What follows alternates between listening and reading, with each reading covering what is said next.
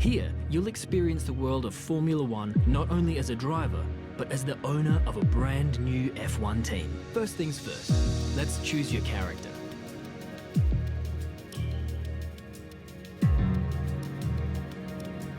Great. Now, let's set up some of the key details of your new team. We'll start with an easy one. What name would you like to give the team? Nice. Now, some kind of income stream is critical, so we need to sign a primary sponsor. Our primary sponsor will pay a signing bonus to the team up front. This is vital to cover the early investments we need to make. They will also provide valuable weekly income for us. Each sponsor has a goal that they want the team to achieve. If we hit that goal, the sponsor will pay us an additional goal bonus. Fantastic. Now we've got a budget to work with. Our car won't be going anywhere fast without a power unit. So let's sign a power unit supplier now. We need both performance and durability from our power unit, but we also need to balance the books. We're going to have a lot of other areas to invest our cash into. We almost have all the key partners for our team now, but we still need a teammate for you. These are the drivers available to be your first teammate. They all have their own strengths and weaknesses, so consider everything when deciding who to hire. Drivers earn acclaim based on their performances. When a driver earns enough acclaim, they will level up. The higher a driver's level, the more acclaim they will earn for their current team. And remember, the faster the team levels up, the faster our income will increase. The higher a driver's experience, the more resource points are earned to spend on vehicle upgrades. Racecraft is the driver's skill to effectively complete overtakes when opportunities arise. Awareness shows the driver's ability to avoid errors and incidents. Pace describes the driver's ability to set competitive lap times. Rating is a summary of the driver's overall skill level. Looks like we can't afford this power unit supplier and teammate. Let's go back into one of those and sign someone cheaper.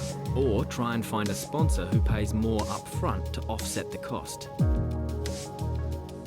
Here are the drivers interested in joining our team. Look at that. Looks like we can't afford this. Sorry boss, the numbers don't add up here. We need to lower our power unit and teammate costs. Or approach a sponsor who'll pay more up front.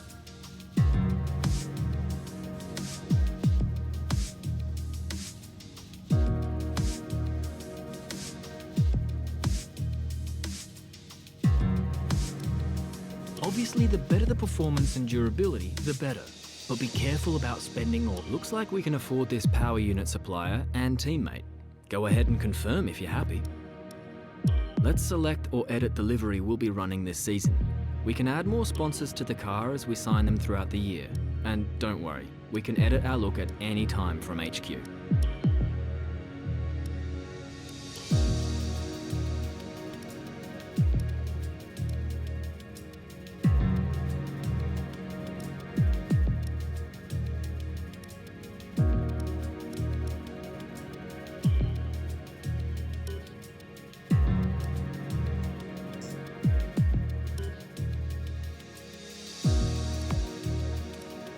Now we need a badge for our team branding. Select an existing badge, edit it, or create one from scratch. Last but not least, we need to pick team colors for the rest of our branding. You'll see these colors throughout HQ. Great, that's everything.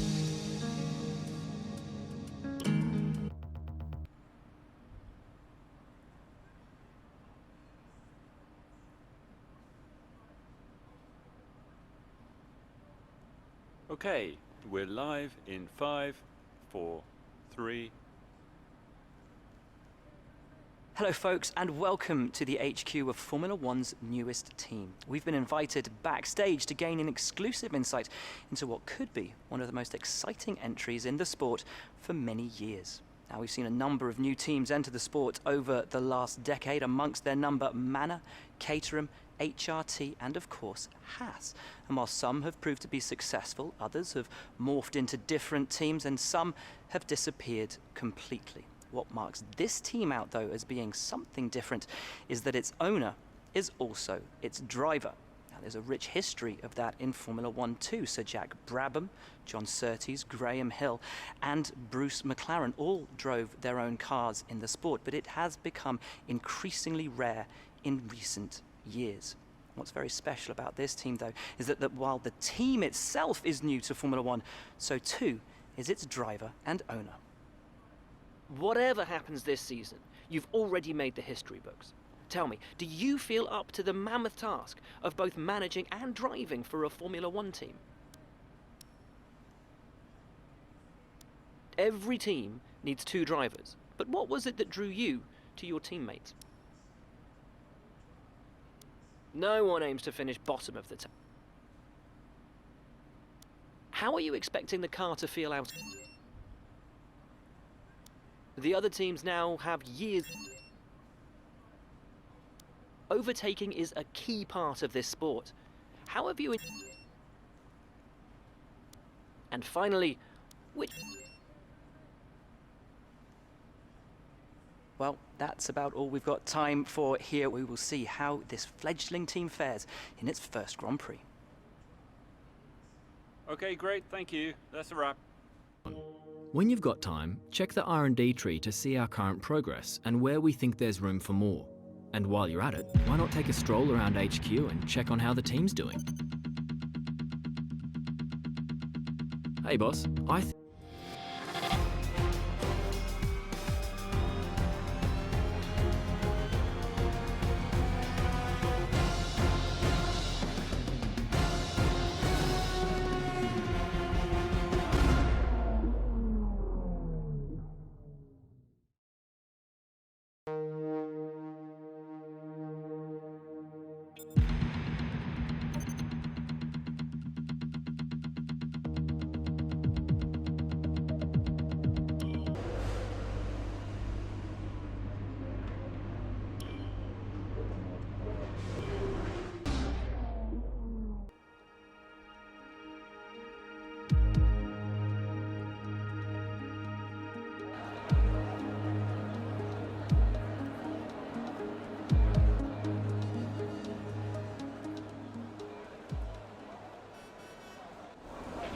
Hey boss, this is Jeff.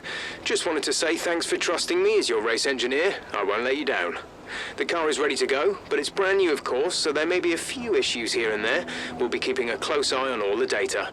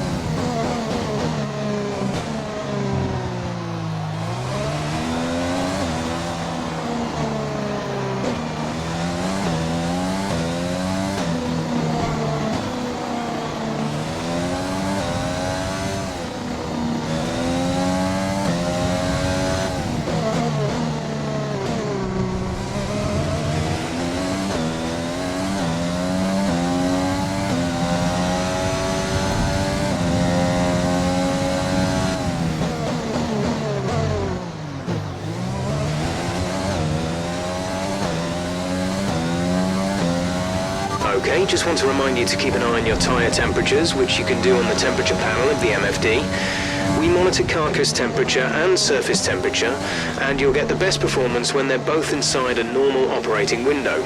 Surface temps tend to fluctuate faster, so try a few laps with the data open and get a feel for how to control them.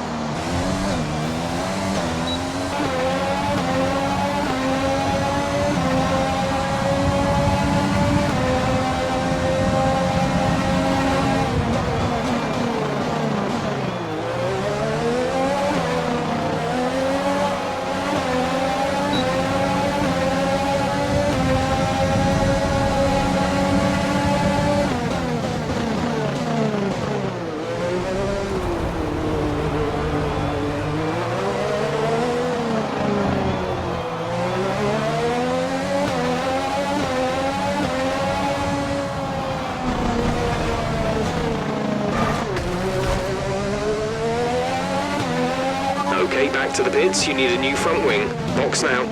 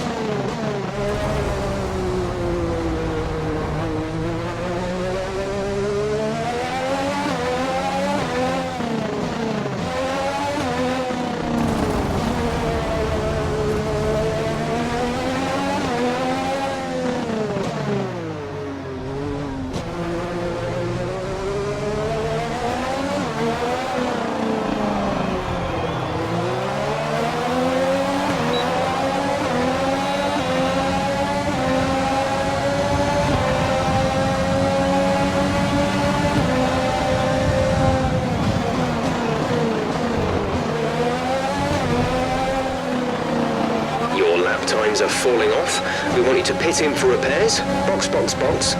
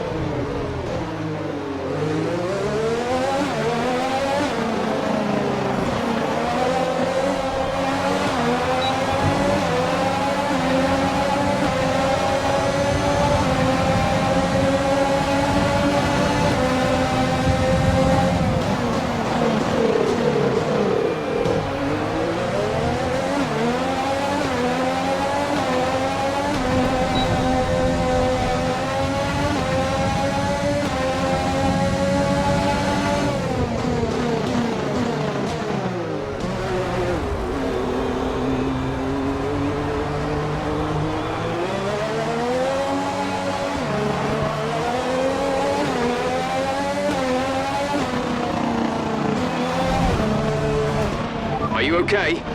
That was a nasty hit. Turn the engine off and wait for the marshals.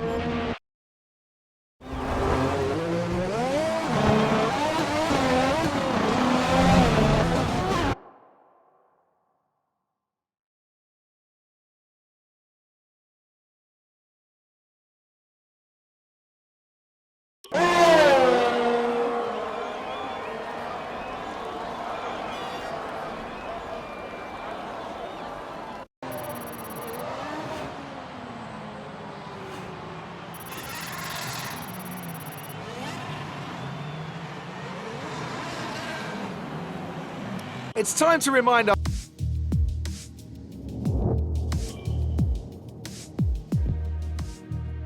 Well, beginning of your Formula One journey. Formula 2 is one of the key steps many drivers will take on the path to Formula 1.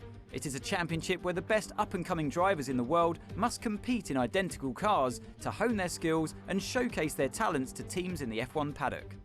Whichever Formula 2 experience you choose, your performance in the championship matters. Finish high up in the table and your Formula 1 career will start on a high, allowing you to more easily negotiate with the top teams on the grid.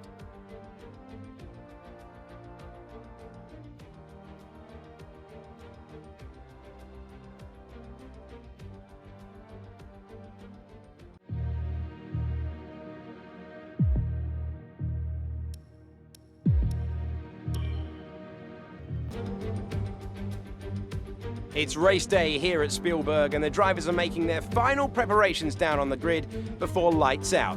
Look around, it's a spectacular setting and I'm sure today's race will do it justice. So Spielberg is one of the shortest laps on the F2 calendar, just 10 corners, 7 right and 3 left. Look out for the uphill braking zone into turn 3. That represents one of the better opportunities to overtake. Also turn 4 straight afterwards, and then the next one being all the way back round to turn 1. Joining me here in Spielberg for the feature race today is the GP2 champion of 2012. It is, of course, the one and only Davide Valsecchi. Ciao Alex, what a day to go racing here in Austria. The feature race, of course, has the most points of the weekend. But for the drivers in 9th or 10th place, it's also important to push hard to get to the top 8 and to get the pole position for the sprint race tomorrow. As we're now moments away from the off, let's take a look at the grid order in which they'll start today's race. Luca Chiotto starts from pole position today with Nick.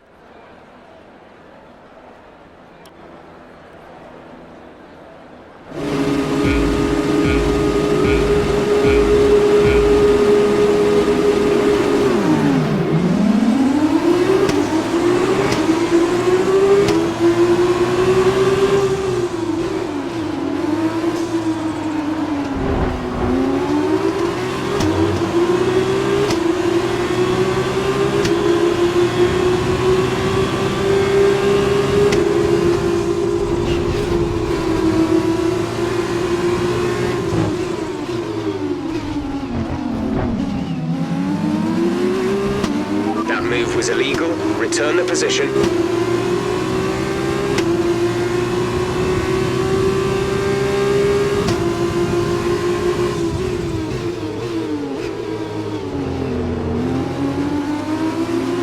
We've been handed a 3-second penalty for obvious corner cutting.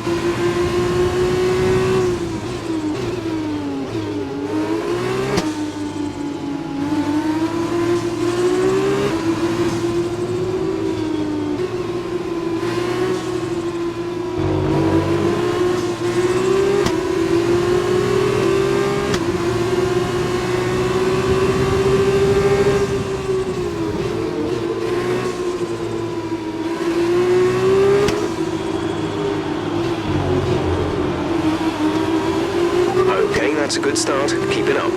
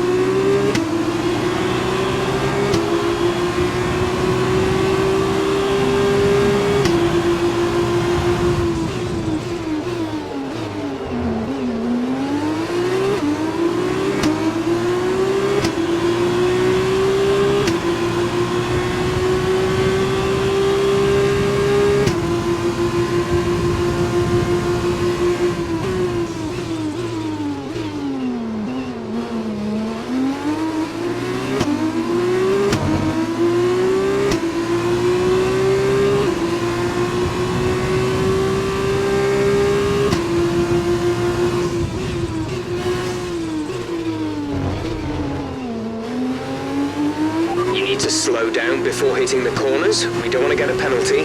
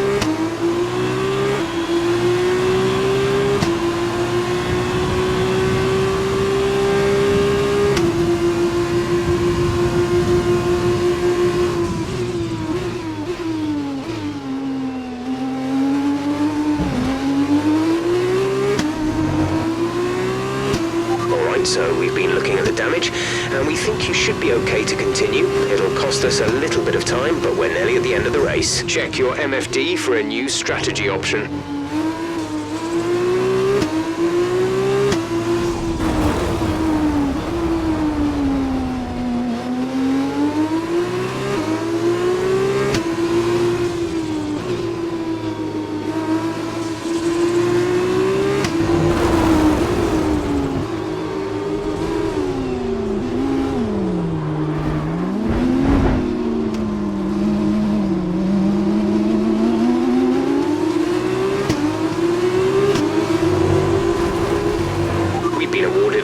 Penalty will go against our finishing time at the end of the race.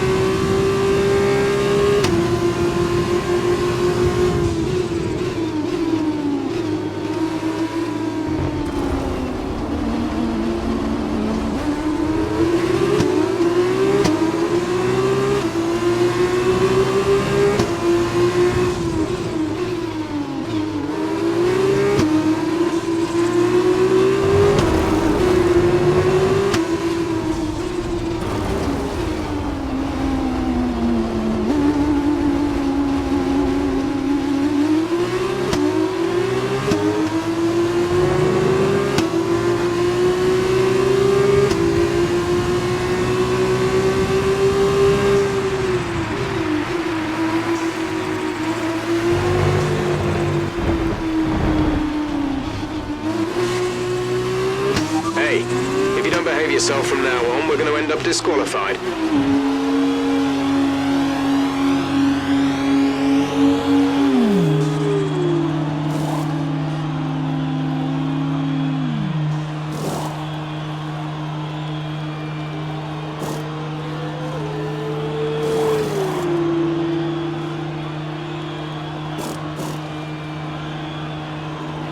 Complete, go now.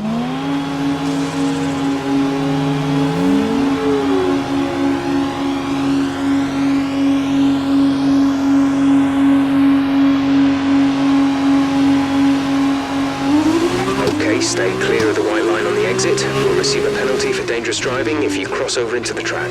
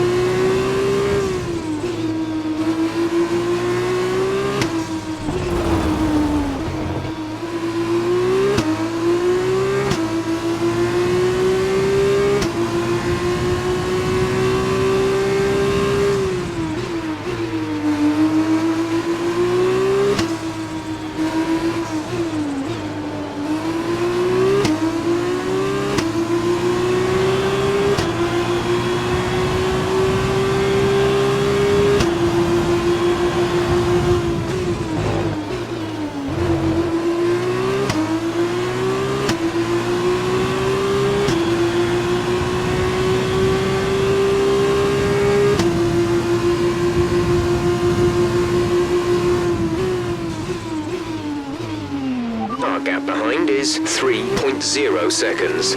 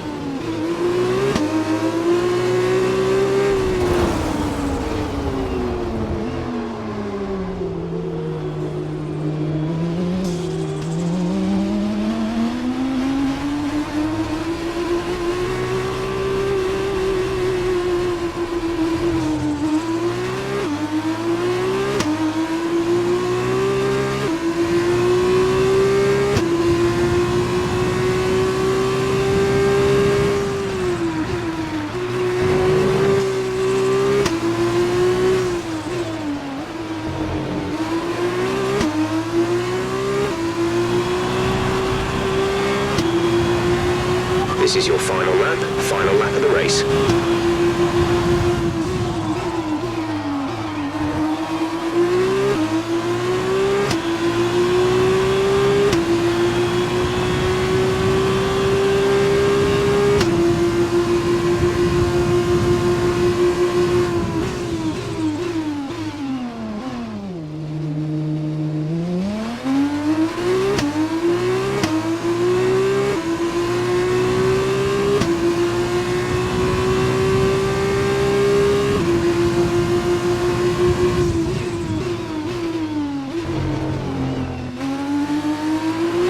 Been awarded a time penalty for that last incident.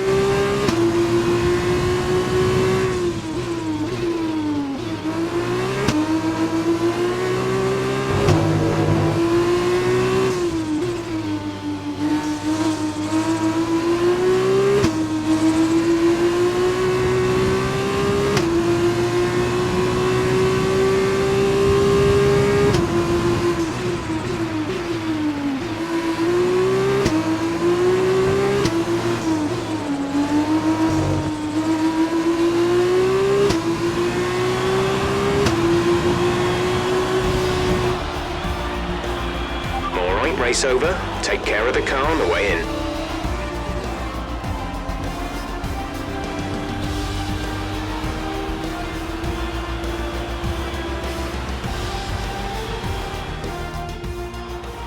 So another fantastic victory for Carlin today.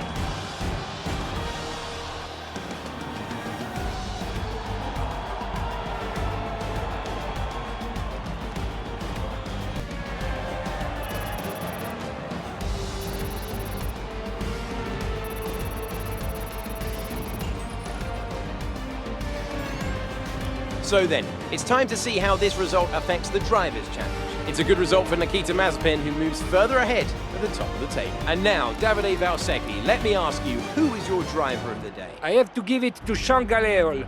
Consistent. What a great day out there today. Let's talk about what happened. Do you feel bad about missing out on that podium finish today? Things are definitely hotting up this season. There's a lot of... Well, thanks anyway. Here we are then for another round of Formula 2 in 2019 at the magnificent Monza circuit beside the Lambro River for today's feature race. And what an event we have in store for you today as we kick off round 10 of the Formula 2 World Championship. Monza is situated 12 miles northeast of Milan. It's 3.6 miles long and offers 11 corners. 7 of those are chicanes, putting a premium on good braking stability and traction. With a good slipstream plus the 2 DRS zones available, there should be a number of good passing opportunities on offer.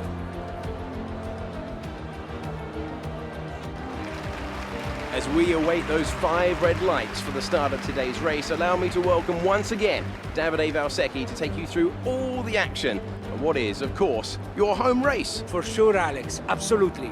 Monza is a great circuit for these cars. Long straights into tight chicanes means a chance to slipstream and take the leadership. The conditions as well are perfect. The tires are not too cold and the driver can push hard right from the start of the race. We are nearly ready for the start of today's race, but in the meantime, let's take a look at the grid. A fantastic qualifying from Nick.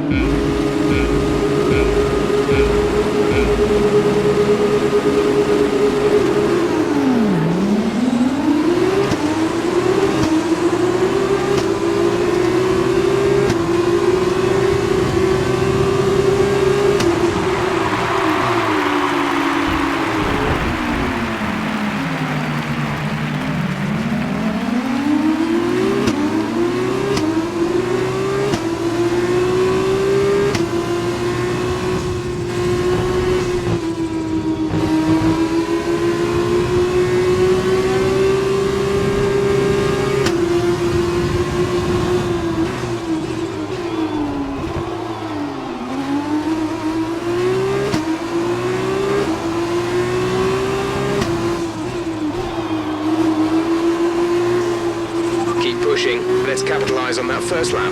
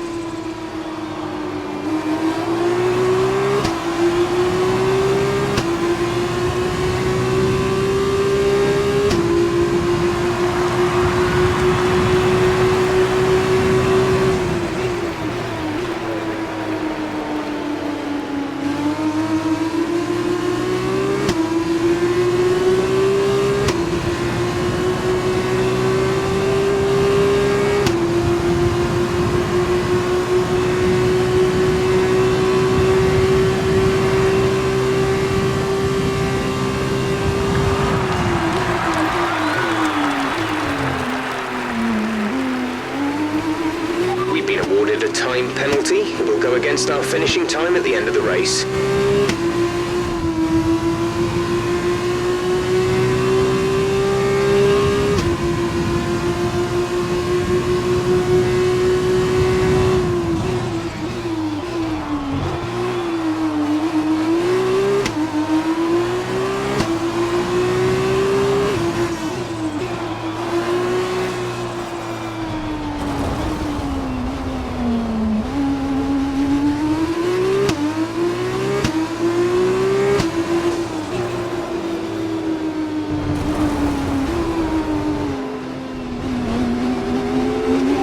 Front wing.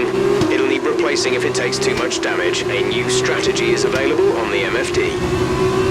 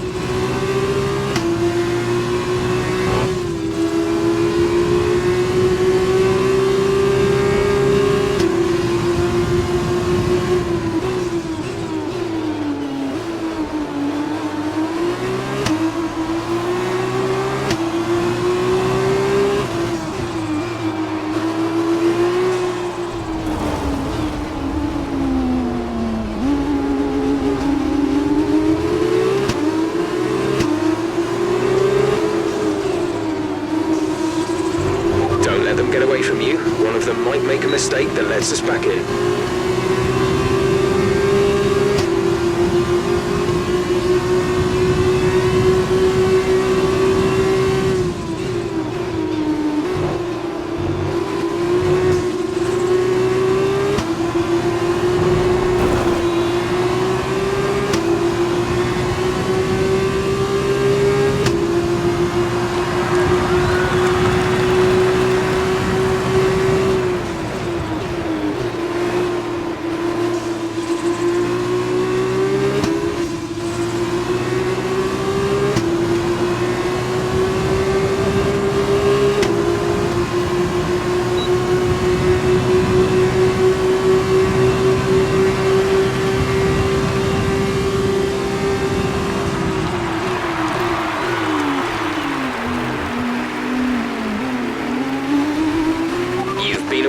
Time penalty for that last incident.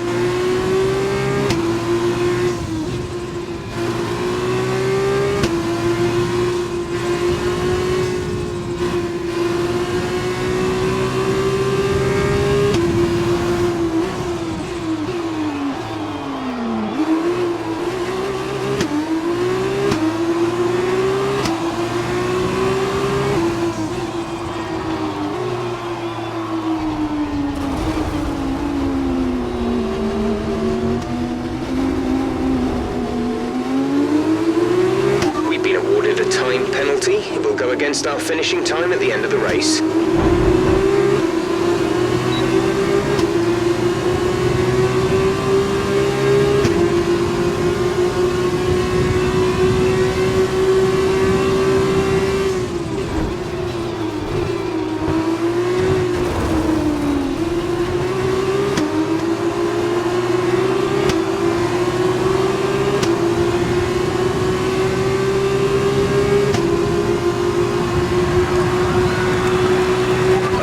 Take it easy on the car. We can't sustain this level of damage.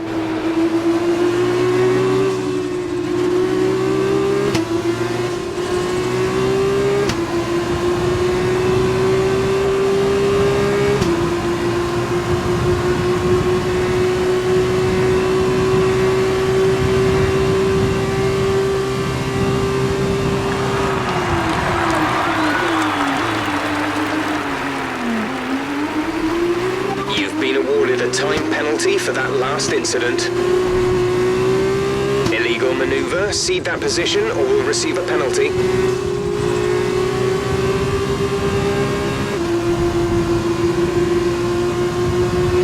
Race control aren't happy with your creative interpretation of track limits. They've given you a 3-second time penalty.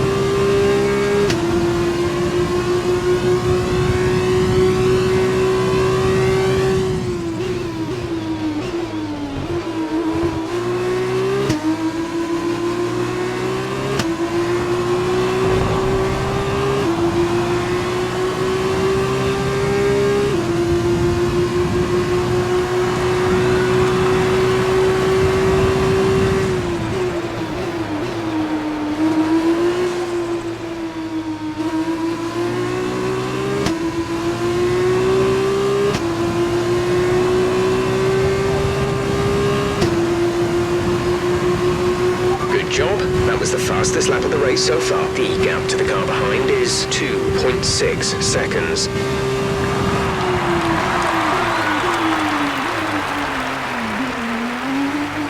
We've been awarded a time penalty. It will go against our finishing time at the end of the race. If you keep this up, we're going to get disqualified. Be more careful out there.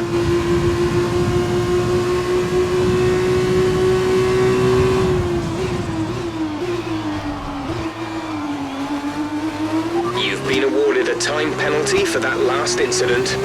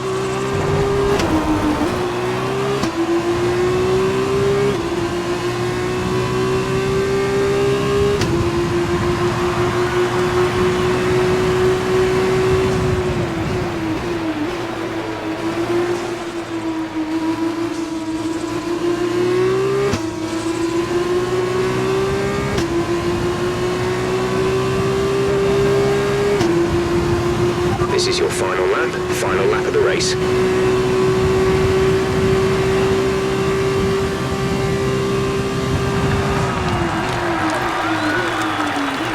Penalty will go against our finishing time at the end of the race.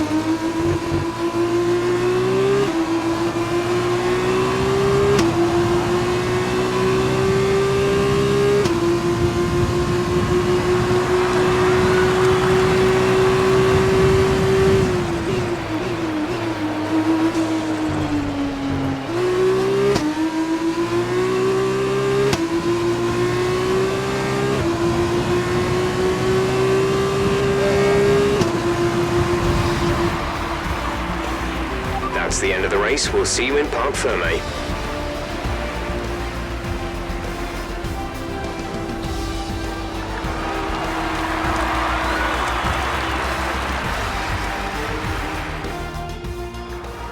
A great win then for the Dams team today.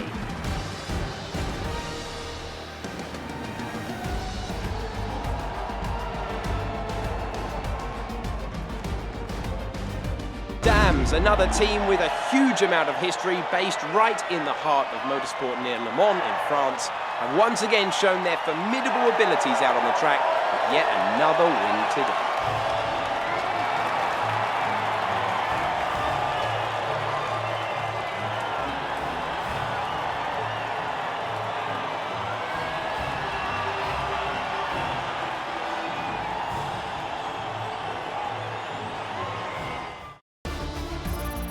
After this round of the World Championship, here's how things look in the driver's table. Nikita Mazepin takes the lead.